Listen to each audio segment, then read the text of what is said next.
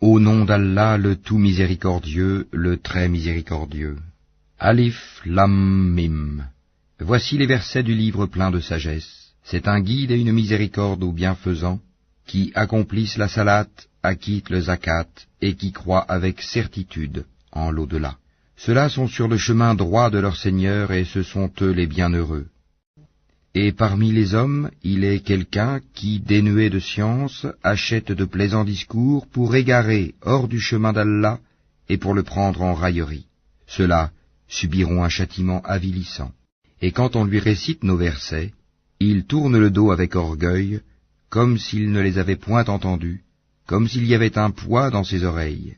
Fais-lui donc l'annonce d'un châtiment douloureux.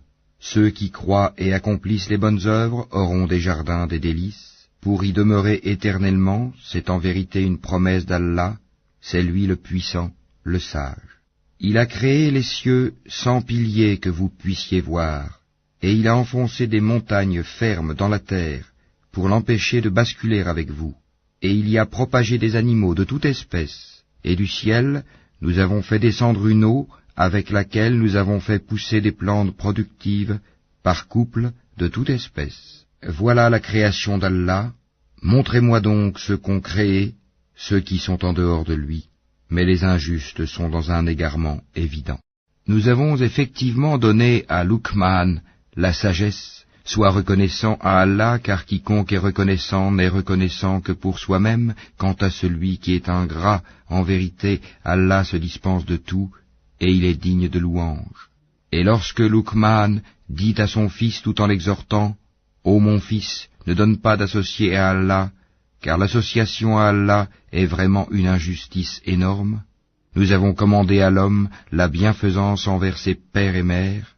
Sa mère l'a porté, subissant pour lui peine sur peine. Son sevrage a lieu à 2 ans. Sois reconnaissant envers moi, ainsi qu'envers tes parents. Vers moi est la destination. Et si tous deux te forcent à m'associer, ce dont tu n'as aucune connaissance, alors ne leur obéis pas, mais reste avec eux ici-bas, de façon convenable, et suis le sentier de celui qui se tourne vers moi. Vers moi ensuite est votre retour, et alors je vous informerai de ce que vous faisiez. Ô mon enfant, fût-ce le poids d'un grain de moutarde au fond d'un rocher, ou dans les cieux ou dans la terre, Allah le fera venir. Allah est infiniment doux et parfaitement connaisseur.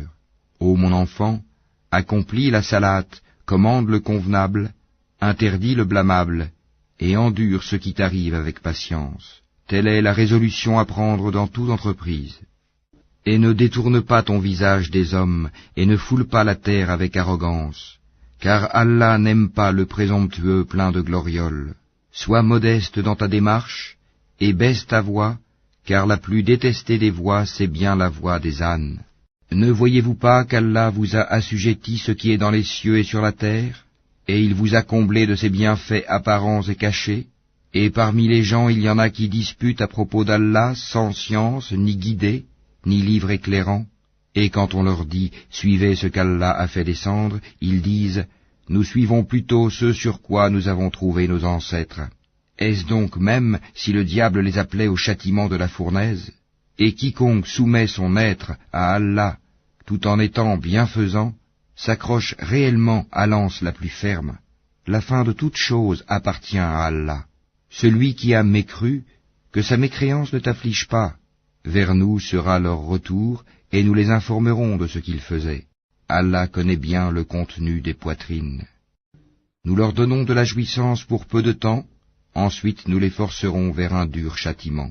Si tu leur demandes qui a créé les cieux et la terre, ils diront certes Allah.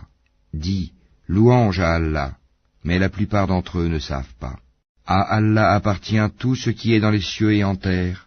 Allah est celui qui se suffit à lui-même, il est le digne de louange. Quand bien même tous les arbres de la terre se changeraient en calame, plume pour écrire, quand bien même l'océan serait un océan d'encre, où conflueraient 7 autres océans, les paroles d'Allah ne s'épuiseraient pas, car Allah est puissant et sage. Votre création et votre résurrection à tous sont aussi faciles à Allah que s'il s'agissait d'une seule âme. Certes, Allah est audient et clairvoyant.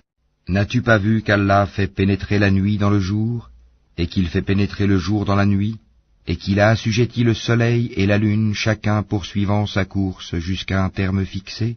Et Allah est parfaitement connaisseur de ce que vous faites. Il en est ainsi parce qu'Allah est la vérité, et que tout ce qu'ils invoquent en dehors de lui est le faux, et qu'Allah c'est lui le haut, le grand. N'as-tu pas vu que c'est par la grâce d'Allah que le vaisseau vogue dans la mer, afin qu'il vous fasse voir ses merveilles? Il y a en cela des preuves pour tout homme patient et reconnaissant. Quand une vague les recouvre comme des ombres, ils invoquent Allah, vouant leur culte exclusivement à lui. Et lorsqu'il les sauve, en les ramenant vers la terre ferme, certains d'entre eux deviennent réticents. Mais seul le grand traître et le grand ingrat renient nos signes. Ô hommes, craignez votre Seigneur, et redoutez un jour où le père ne répondra en quoi que ce soit pour son enfant, ni l'enfant pour son père. La promesse d'Allah est vérité, que la vie présente ne vous trompe donc pas, et que le trompeur, Satan, ne vous induise pas en erreur sur Allah. La connaissance de l'heure est auprès d'Allah, et c'est lui qui fait tomber la pluie salvatrice, et il sait ce qu'il y a dans les matrices, et personne ne sait ce qu'il acquérera demain, et personne ne sait dans quelle terre il mourra. Certes, Allah est omniscient, et